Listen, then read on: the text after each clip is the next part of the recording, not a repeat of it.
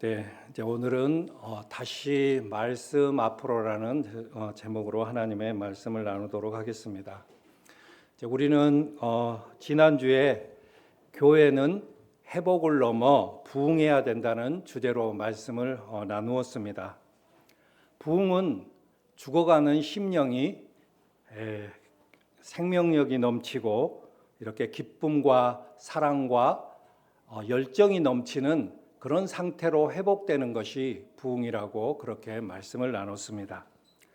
근데 부흥이 이루어질 때 우리 교회는 이제 성경적인 교회로 그 기능이 회복되고 이제 말하지 않아도 사람들은 복음을 전하며 구제와 헌신과 섬김을 기쁨으로 감당하게 되는 것입니다.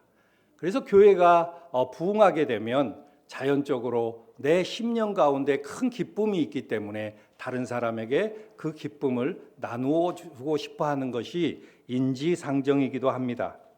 그래서 우리는 지난주에 그런 부흥을 경험하기 위해서 첫 번째로 우리가 말씀에 대해서 갈급함을 가져야 된다고 그렇게 말씀을 나눴습니다.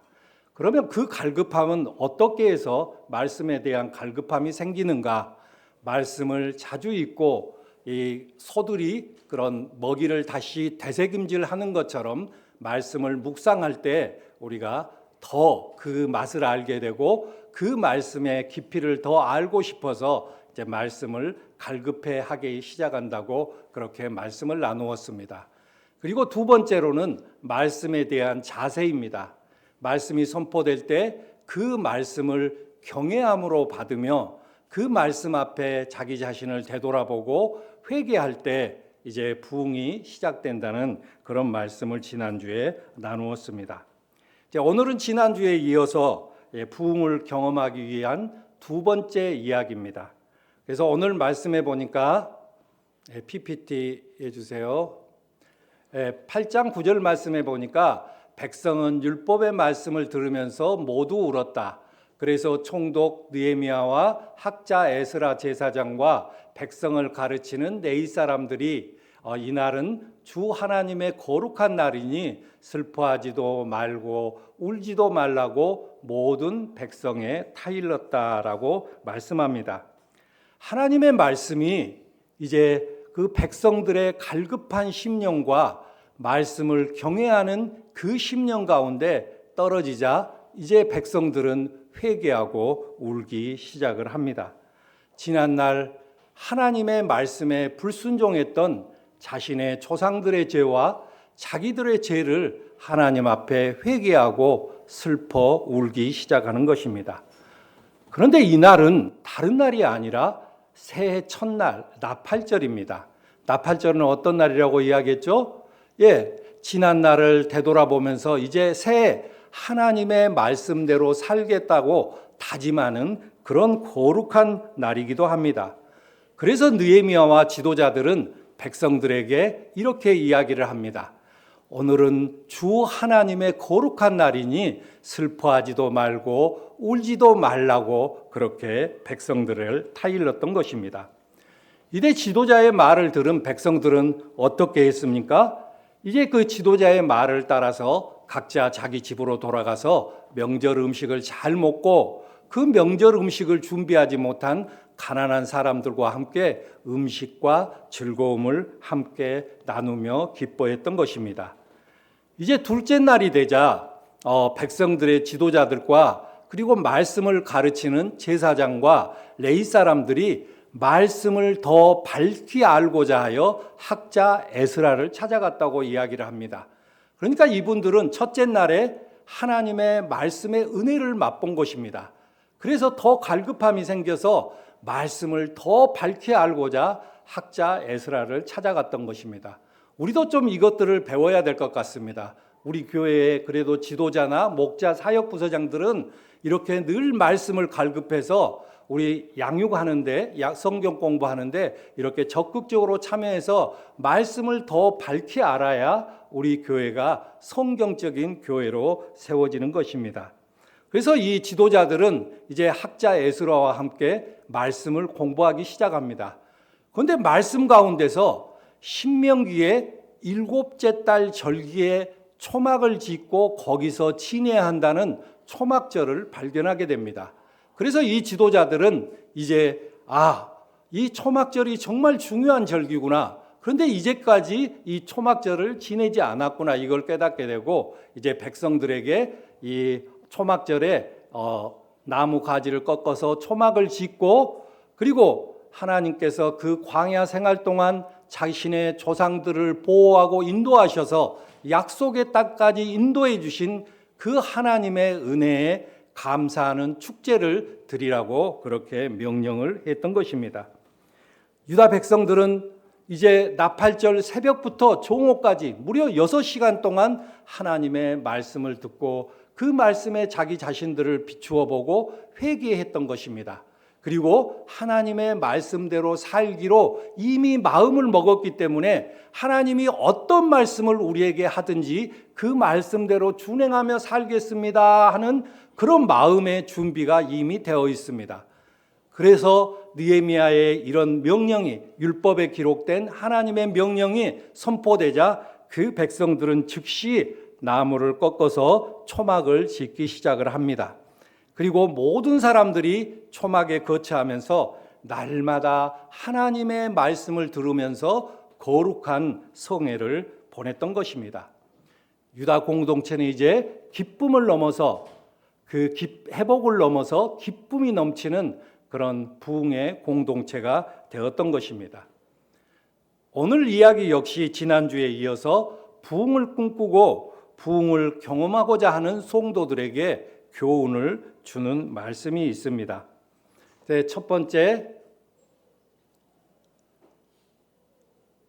부흥을 경험하기 위해서는 첫 번째, 주님의 은혜를 생각하며 기뻐하라라는 교훈을 줍니다. 다 함께 우리 한번 그 말씀을 나누어 볼까요? 한 목소리로 시작. 주님의 은혜를 생각하며 기뻐하라. 느헤미야는 그들에게 말을 했습니다. 돌아들 가십시오. 살찐 짐승들을 잡아 푸짐하게 차려 먹고 마시도록 하십시오. 아무것도 차리지 못한 사람들에게는 먹을 몫을 보내주십시오. 오늘은 우리 주님의 거룩한 날입니다. 주님 앞에서 기뻐하면 힘이 생기는 법이니 슬퍼하지 마십시오라고 말씀을 합니다. 이제 느헤미야는 백성들에게 이제 그만 슬퍼하고 이제 돌아가서 명절 음식을 잘 차려 먹고 가난한 사람들에게 먹을 몫을 보내주셔서 함께 음식을 나누라고 그렇게 지시를 했던 것입니다. 느헤미야의 지시에 백성들은 어떻게 반응을 했습니까?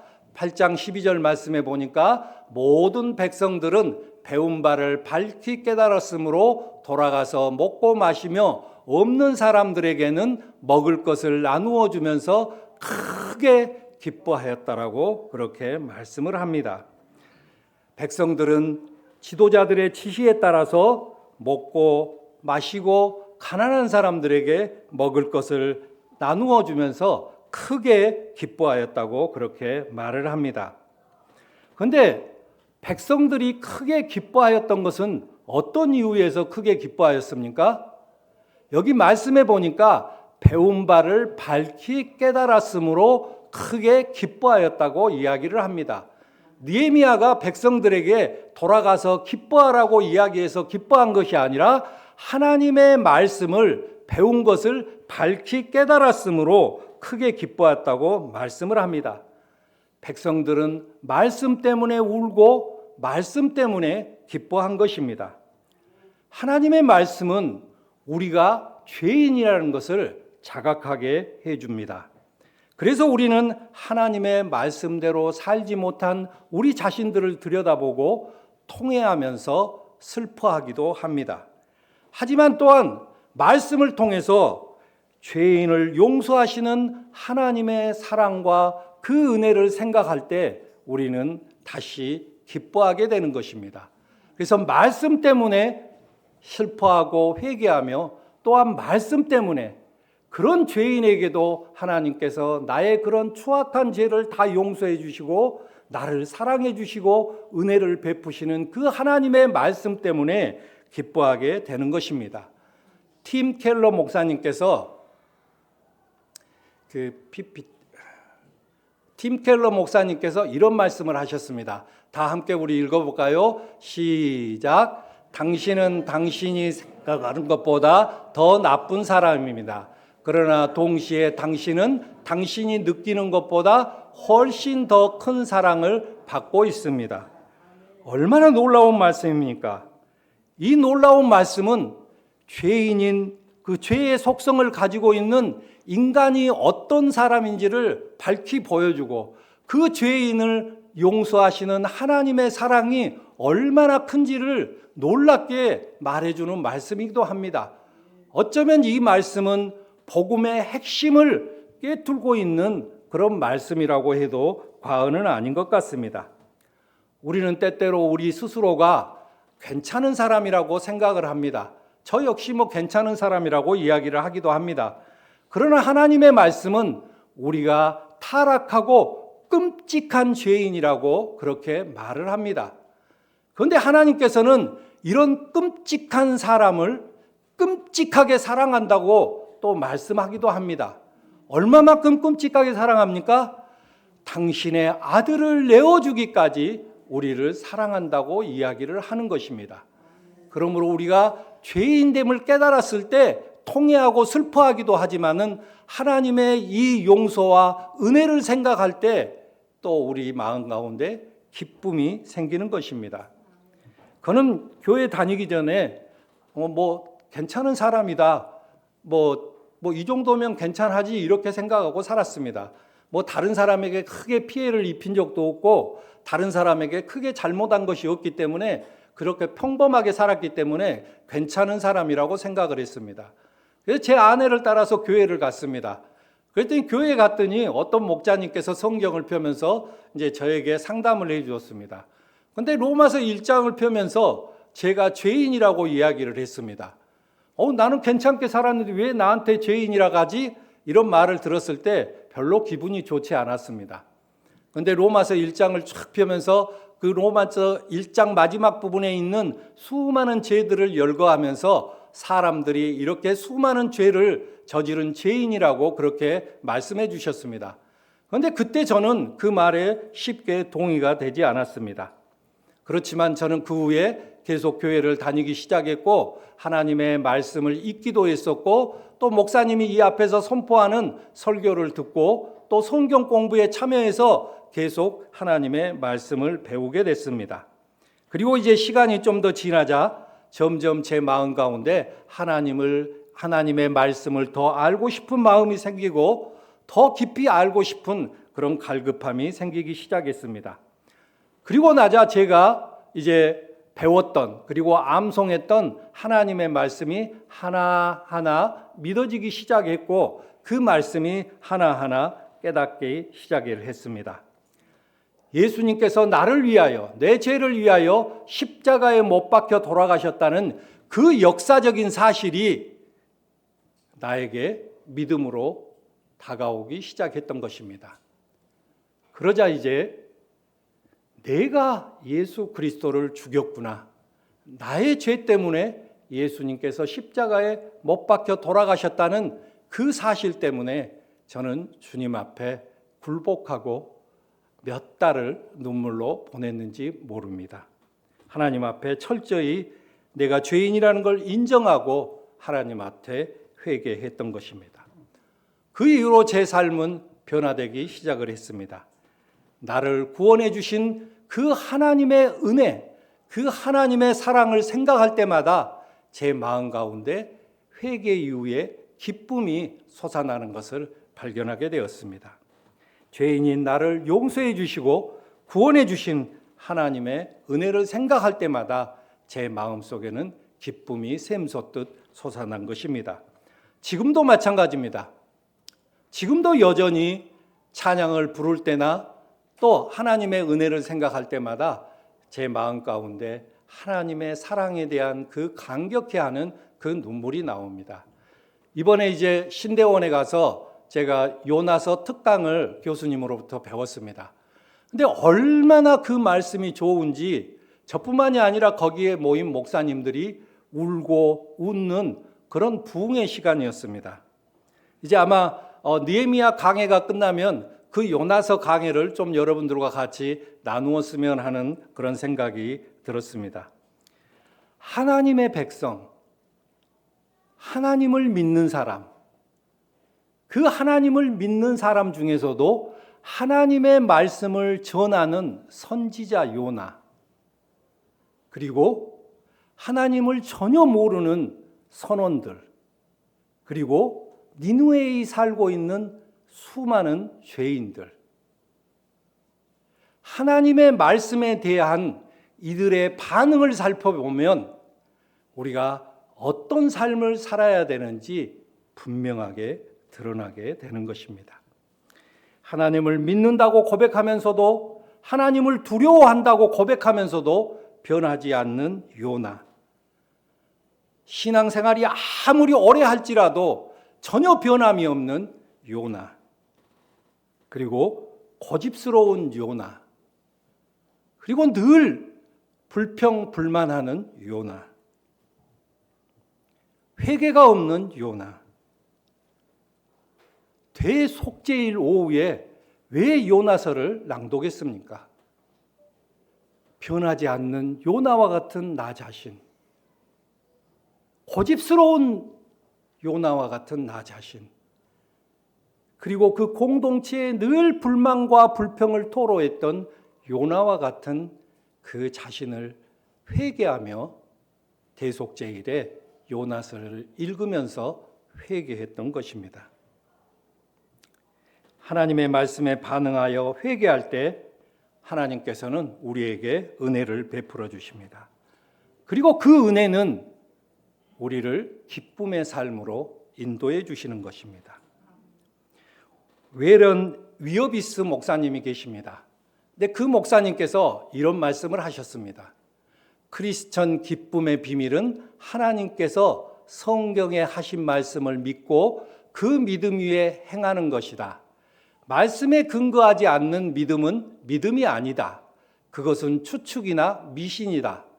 믿음의 결과가 아닌 기쁨은 진정한 기쁨이 아니다. 그것은 곧 사라질 좋은 감정에 불과하다. 말씀에 근거한 믿음만이 인생의 풍랑을 잠재울 기쁨을 만들어낸다. 이렇게 말을 했습니다. 그러니까 하나님의 말씀에 근거한 기쁨이 아니면 그것은 감정에, 좋은 감정에 불과하다고 그렇게 이야기를 합니다. 그리고 그런 말씀에 근거하지 않는 믿음은 추측이나 미신이라고 목사님께서는 말씀하고 있는 것입니다. 우리는 말씀을 통해서 주님께서 주시는 그 기쁨을 믿음으로 받아들여야 됩니다. 말씀은 죄를 회개하고 믿는 자에게 하나님의 용서와 자비와 사랑과 은혜와 위로가 넘친다고 성경은 분명히 약속하기 때문입니다. 느헤미야 10절의 말씀에 보니까 느헤미야 10절 말씀에 보면 주님 앞에서 기뻐하면 힘이 생기는 법이니 이렇게 우리 갖고 있는 새번역에는 이렇게 나와 있습니다. 그러니까 개역개정 성경을 보면 여호와로 인하여 기뻐하는 것이 너희의 힘이니라 이렇게 나와 있습니다. 근데 제가 보니까 개역개정이 훨씬 그 번역을 더 쉽게 이렇게 만들어 쓰여진 것 같습니다. 하나님과 그분의 말씀으로 인하여 기뻐하는 것이 저와 여러분의 힘이 되는 것입니다. 그런데 여기에 힘이라는 것은 그 헬라어 원문상 요새라는 그런 의미가 있습니다. 그러니까 하나님의 말씀을 통해서 얻어지는 그 기쁨이 우리에게 요새가 된다는 것입니다. 그래서 사탄으로부터, 사탄의 공격으로부터, 어두움으로부터 우리를 든든하게 지켜준다는 것입니다. 사랑하는 성도 여러분, 하나님의 은혜를 늘 생각하면서 기뻐하십시오. 그것이 저와 여러분의 힘이 되고 요새가 되어서 어두움으로부터 또 사탄의 공격으로부터 저와 여러분을 든든하게 막아줄 것입니다. 이렇게 하나님의 말씀으로 인하여 기뻐하는 삶은 또한 우리를 순종의 삶으로 인도하는 것입니다. 하나님의 말씀 때문에 우리가 기뻐하면 자연적으로 하나님의 말씀에 순종을 하게 되는 것입니다. 그래서 두 번째 다 함께 우리가 한 목소리로 읽어보겠습니다. 시작. 기쁨의 삶은 우리를 순종의 삶으로 인도한다. 아멘. 신명기에 기록된 초막절은 일곱째 달 15일부터 21일까지 그러니까 7일 동안 초막으로 임시 거처를 짓고 거기에서 사는 절기입니다. 네, PPT. 네. 그래서 8장 14절로 15절 말씀에 보니까 그들은 이스라엘 자손은 일곱째 달 축제에는 초막에서 지내도록 하라는 주님께서 모세를 시켜서 명하신 말씀이 율법에 기록되어 있는 것을 발견하였다. 또한 그들은 책에 산으로 가서 올리브 나무와 들 올리브 나무와 소기 나무와 종려나무와 참나무의 가지를 꺾어다가 초막을 짓도록 하라는 말이 기록되어 있기 때문이다. 그 말을 이스라엘 자손이 사는 모든 마을과 예루살렘에 널리 알려야 한다는 것을 알게 되었다. 초막절의 유대인들의 절기 가운데서 초막절은 가장 거룩하고 즐거운 축제의 날이기도 합니다. 신명기 말씀에서 초막절을 이렇게 초막으로 임시 거처를 지어서 7일 동안 지내라는 그 말씀을 발견한 지도자들은 모든 백성에게 하나님께서 명령하신 그 절기를 지켜야 된다고 이제 공포를 하였습니다. 이 말씀을 들은 백성들은 어떻게 반응을 합니까? 이제 8장 16절에서 17절 말씀 보니까 그래서 백성은 나가서 나무 가지를 꺾어다가 지붕 위와 마당과 하나님의 성전 뜰과 수문 앞 광장과 에브라임 문 앞 광장에 초막을 세웠다. 사로잡혀 갔다가 돌아온 모든 사람이 초막을 세우고 거기에 머물렀다. 눈의 아들 여호수아 때로부터 그날까지 이렇게 축제를 즐긴 일이 없었으므로 이스라엘 자손은 크게 즐거워하였다라고 그렇게 말합니다. 백성들은 지도자의 말에 순종하여 나무 가지를 꺾어다가 이제 초막을 짓기 시작합니다. 하나님의 말씀에 순종하여 초막을 세우고 거기에 거처하면서 날마다 말씀을 듣고 묵상하면서 축제를 즐겼던 것입니다. 그런데 이 중요한 절기가 말씀해 보니까 여호수아 때부터는 이 절기가 지켜지지 않았던 것 같다고 그렇게 이야기를 합니다. 여호수아 이후에 어떻게 됩니까? 여호수아 이후는 사사시대입니다. 그러니까 이 중요한 절기, 하나님께서 명령하신 이 절기를 여호수아 때부터 지키지 않았던 것입니다. 그래서 이제 사사시대 때는 어떻게 이야기를 합니까? 사사시대 때 이스라엘 백성들은 하나님의 말씀대로 행하였던 것이 아니라 자기 소견에 옳은 대로 행하였다고 사사기는 그렇게 이야기를 합니다. 그리고 사사기 이후에도 어떻습니까? 왕들을 세웠지만은 수많은 왕들이 하나님의 말씀대로 행하기보다는 하나님의 말씀에 불순종해서 수많은 왕들이 우상을 숭배했던 것입니다. 결국 하나님의 말씀을 지키지 않았으므로 결국은 이스라엘은 이제 솔로몬 왕 때 두 개의 나라로 갈라지고 이제 그 두 개 북이스라엘과 남유다는 아수르와 바벨론에 의해서 결국은 멸망하게 되는 것입니다. 하나님의 말씀에 순종하지 않은 결과가 결국은 멸망되었다는 것이 성경에서 우리에게 보여주고 이 성경은 우리에게 그것을 교훈으로 삼으라고 이야기를 하고 있는 것입니다. 물론 다윗 시대 때는 하나님의 말씀에 순종하며 살려고 노력을 했습니다. 그런데 다윗 시대도 마찬가지입니다. 밧세바 스캔들 이후에 다윗 역시 인생의 내리막길을 걷게 되고 결국은 솔로몬에 의해서 이제 이스라엘이 두 개의 나라로 갈라지고 만 것입니다. 이렇게 하나님의 말씀에 불순종할 때 그 결과는 처참한 멸망을 당하게 된다는 것을 성경이 우리에게 보여주고 있는 것입니다. 이제 여기 보면 그 제일 마지막에 이스라엘 자손은 크게 즐거워하였다라는 말씀이 있습니다. 그런데 이제 이 즐거워하였다는 말이 그 히브리어 말로 보면 좀 전에 앞에 나와 있던 그 12절 말씀에 크게 기뻐하였다라는 똑같은 단어로 사용되고 있습니다. 그런데 우리말로 번역할 때 앞부분은 크게 기뻐하였다, 그리고 뒷부분은 크게 즐거워하였다고 이렇게 번역을 하고 있습니다. 그런데 이 말씀은 오히려 크게 기뻐하였다라고 이렇게 번역을 하는 것이 훨씬 더 성경적으로 번역을 한 것입니다. 왜냐하면 이 저자의 의도가 있는 것입니다. 이 저자의 의도는 하나님의 말씀을 이해하고 깨닫게 됐을 때 우리 마음 가운데 기쁨이 온다는 것입니다. 그리고 그 깨달은 말씀대로 실천하며 순종하는 삶을 살았을 때 또 다시 우리가 크게 기뻐할 수 있다는 것을 우리에게 보여주기 위해서 저자가 똑같은 단어를 사용해서 이렇게 반복적으로 이야기를 한 것입니다. 그러니까 말씀을 깨닫고 이해하며 그 말씀대로 살아갈 때 우리가 반복적으로 기뻐하는 삶을 살 수 있다는 것을 말하고 있는 것입니다. 사랑하는 성도 여러분, 내가 신앙생활 하면서 기쁨의 삶을 계속적으로 살고 싶다면 말씀 앞으로 가서 말씀을 깨닫고 이해하며 그 말씀을 내 삶에 적용하고 살 때 우리 마음 가운데는 계속적으로 하나님께서 주신 그 기쁨이 넘쳐나는 삶을 살게 되는 것입니다. 복음도 마찬가지입니다. 복음을 듣고 그 복음을 믿음으로 우리는 하나님으로부터 의롭다 칭함을 받게 됩니다. 이걸 신학적인 용어로 칭의라고 이야기를 합니다. 그러나 복음은 그것으로 끝나는 것이 아닙니다.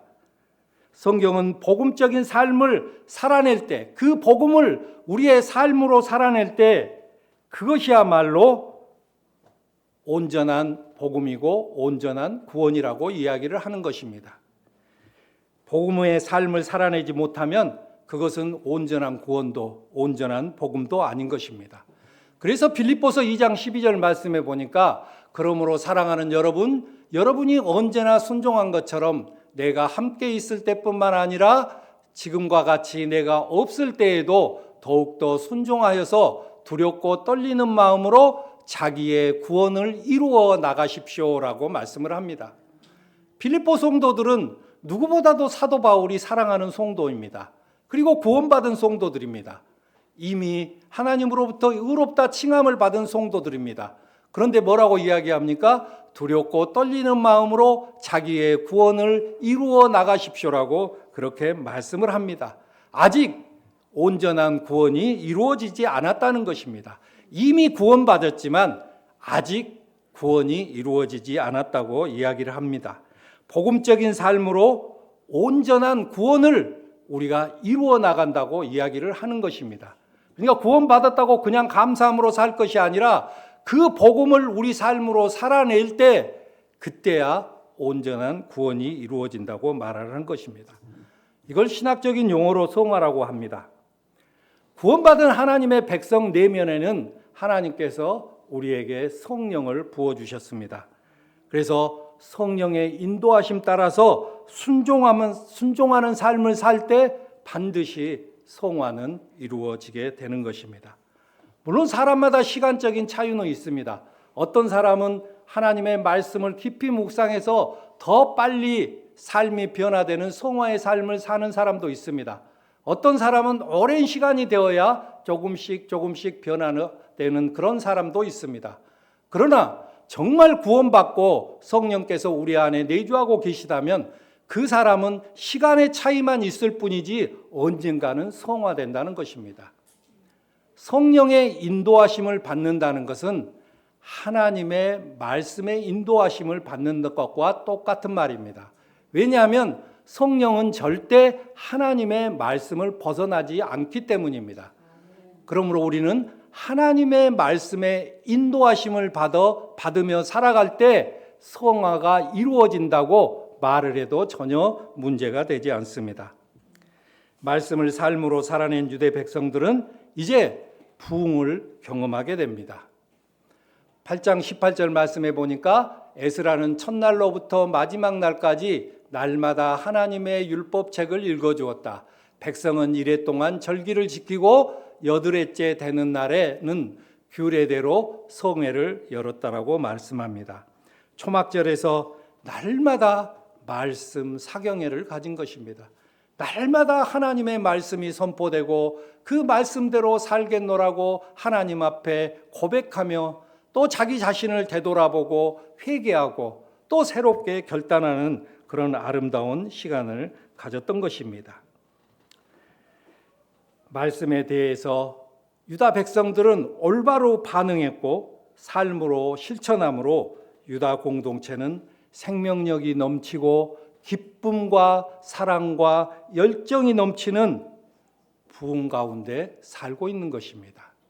그 유다 공동체의 부흥이 이루어진 것입니다.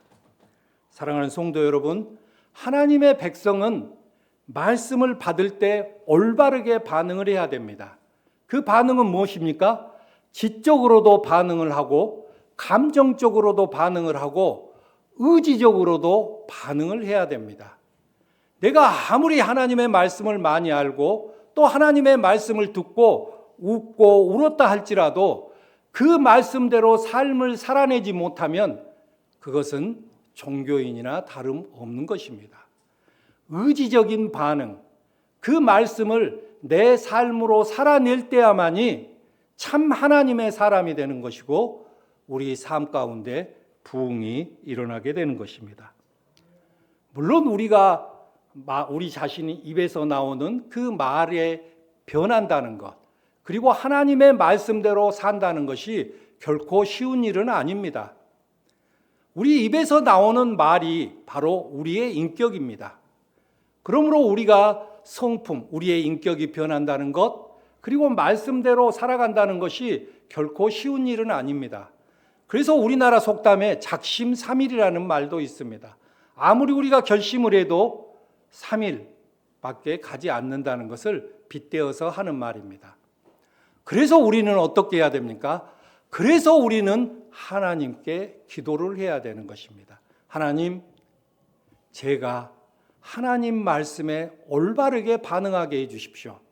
그리고 그 하나님의 말씀대로 살아갈 수 있도록 하나님 도와주십시오. 이렇게 하나님께 계속적으로 기도를 해야 되는 것입니다. 그분은 부흥을 꿈꾸는 우리의 기도를 반드시 들어주시는 분이십니다. 그리고 우리의 영혼을 살리고 우리를 부흥으로 인도해 주실 것입니다. 그뿐만이 아니라 우리 심령과 삶 가운데 하나님께서 기쁨과 생명력으로 채우실 것입니다. 또한 우리 심령 가운데 하나님께서 그분의 사랑과 그분의 은혜로 우리를 반드시 채워주실 것입니다. 이제 말씀을 정리하겠습니다. 부흥은 하나님의 은혜로 말미암은 기쁨과 순종의 삶을 통해서 일어나는 것입니다. 하나님의 은혜를 생각하십시오. 그러면 우리 마음 가운데 기쁨이 샘솟듯 솟아납니다. 그럴 때 선포되는 말씀대로 내 삶을 살아가겠노라고 결단하고 그렇게 살 때 우리뿐만 아니라 우리 교회에 하나님께서 부흥을 부어주실 것입니다. 사랑하는 성도 여러분, 이제 부흥을 경험하기 위해서 지난주부터 하나님의 말씀을 갈급하라고 말씀을 드렸습니다. 그리고 하나님의 말씀을 갈급할 뿐만 아니라 하나님의 말씀이 선포될 때 우리가 그 말씀에 대한 경외함을 가져야 된다고 말씀을 드렸습니다. 그리고 경외함으로 받고 그 말씀을 내 자신을 비추어 보아서 내가 하나님 앞에 합당하지 못한 것이 있다면 회개해야 된다고 말씀을 드렸습니다.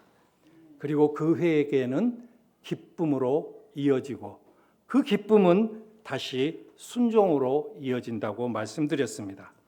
순종은 하나님의 말씀을 삶으로 이루어내는 성화로 이루어지고 또 그 성화는 다시 우리의 기쁨으로 계속적으로 이어지는 것입니다. 그럴 때 우리 가운데서는 하나님께서 주신 그 놀라운 생명력으로 넘치게 되고 기쁨과 사랑과 열정이 넘치는 부흥이 이루어지는 것입니다. 이것이 저와 여러분이 간구하고 저와 여러분이 원하는 바로 부흥인 것입니다. 사랑하는 성도 여러분, 부흥은 하나님의 은혜로 말미암는 기쁨과 순종의 삶을 통해서 이루어집니다. 우리 교회가 회복과 부흥을 이루어낼 때 우리 하나님께서 영광을 받으실 것입니다. 다 함께 기도하겠습니다.